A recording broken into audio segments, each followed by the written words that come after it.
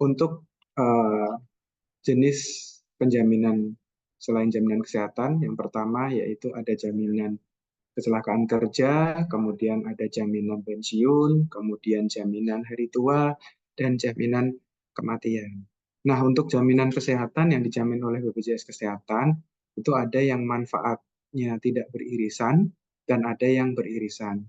Nah, untuk yang tidak beririsan, itu kita disebut sebagai koordinasi layanan. Jadi tidak ada subsidi silang antar program atau tidak beririsan. Contohnya adalah tentang jaminan kecelakaan kerja.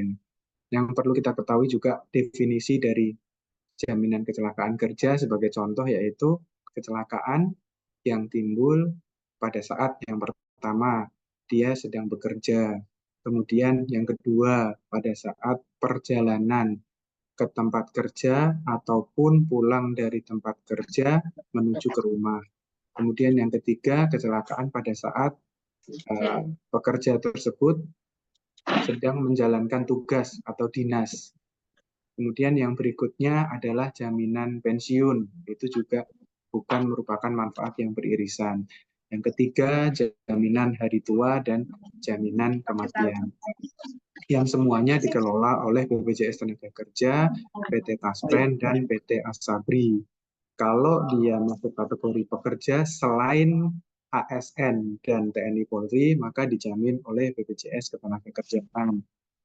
Jika pekerjanya adalah ASN, maka dijamin oleh PT Taspen. Kemudian jika pekerjanya adalah TNI Polri, maka dijamin oleh PT Asabri. Nah, manfaat yang berikutnya yaitu manfaat yang beririsan atau kita sama-sama tahu dengan istilah koordinasi manfaat atau COB.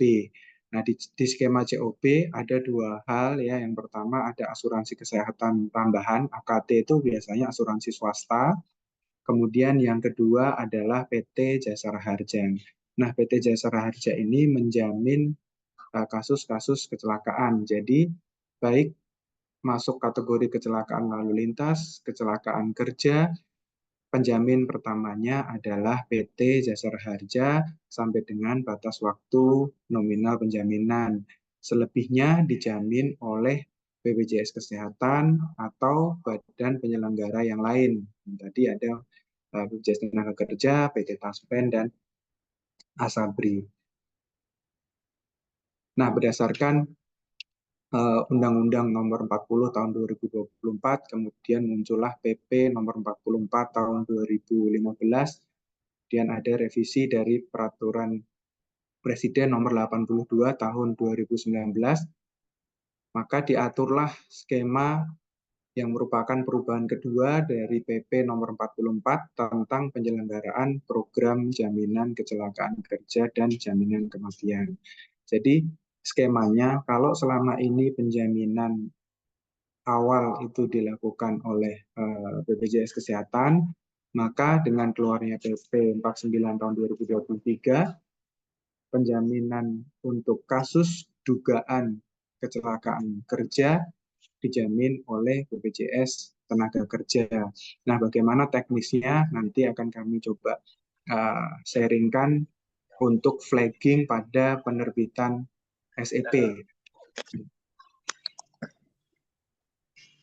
Kemudian untuk proses revisi, jadi setelah keluarnya peraturan pemerintah nomor 49 akan ada yang namanya Permenaker yang mengatur tentang juknis dari pelaksanaan PP 49 tahun 2023. Nah, saat ini untuk Permenaker yang baru turunan dari PP setelah keluarnya PP 49 memang belum ada, namun sejak munculnya PP 49 maka ketentuan ini sudah berlaku. Nah, sebagai mitigasi di dalam penerbitan SEP tetap harus sudah langsung dilakukan flagging ketika terjadi kasus-kasus yang sebagai dugaan kecelakaan kerja sampai nanti ditetapkan oleh BPJSTK bahwa ini kasus kecelakaan kerja atau bukan.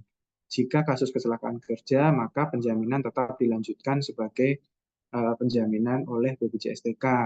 Namun apabila dia masuk kategori yang bukan kecelakaan kerja, maka penjaminannya dijamin oleh selain BPJS TK, yaitu BPJS Kesehatan, Taspen, atau Asabri. Nah, kapan mulai berlaku untuk PP 49 ini? PP 49 itu berlaku pada 6 Oktober tahun 2023.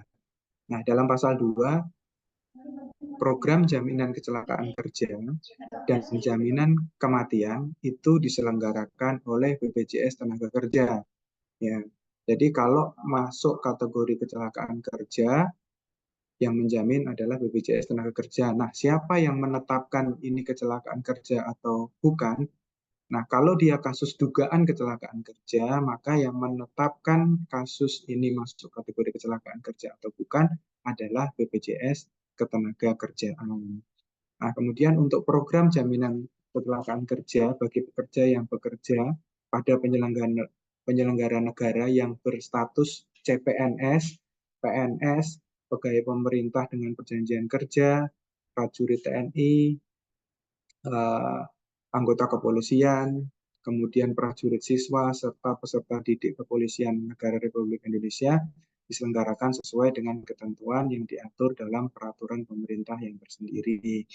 Kemudian untuk program jaminan kecelakaan kerja bagi pekerja selain yang disebutkan tadi, maka penjaminannya diselenggarakan oleh BPJS Ketenagakerjaan. Nah, di sini memang peran dari teman-teman di IGD maupun di layanan fasilitas kesehatan tingkat pertama dalam melakukan anamnesa itu cukup sangat signifikan ya perannya, karena nanti dugaan kecelakaan kerja itu didapatkan dari analisa kemudian teranamnesa, yang mohon maaf, berdasarkan anamnesa yang kemudian ketika dia masuk kasus dugaan kecelakaan kerja pada saat penerbitan SEP dengan catatan dia memiliki kartu JKN yang aktif, maka dugaan kecelakaan kerja dapat di-flagging pada saat penerbitan SEP. Nah, kemudian penjaminan pelayanan kesehatan atas dugaan kecelakaan kerja dengan status dugaan kecelakaan kerja disimpulkan atau ditetapkan sebagai kecelakaan kerja oleh BPJS Ketenagakerjaan.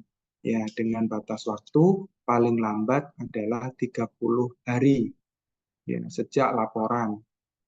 Nah, kemarin saya sempat koordinasi dengan teman-teman di BPJS TK bahwa diinformasikan untuk FKRTL atau rumah sakit di 3 kabupaten sudah kerjasama dengan BPJS TK.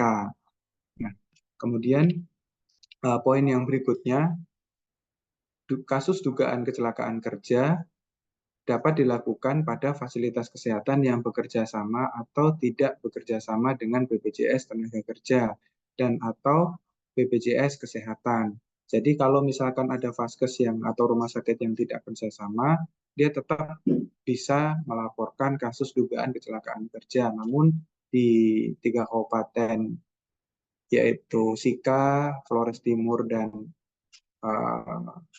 Lembata sudah kerjasama dengan BPJS Tenaga Kerja.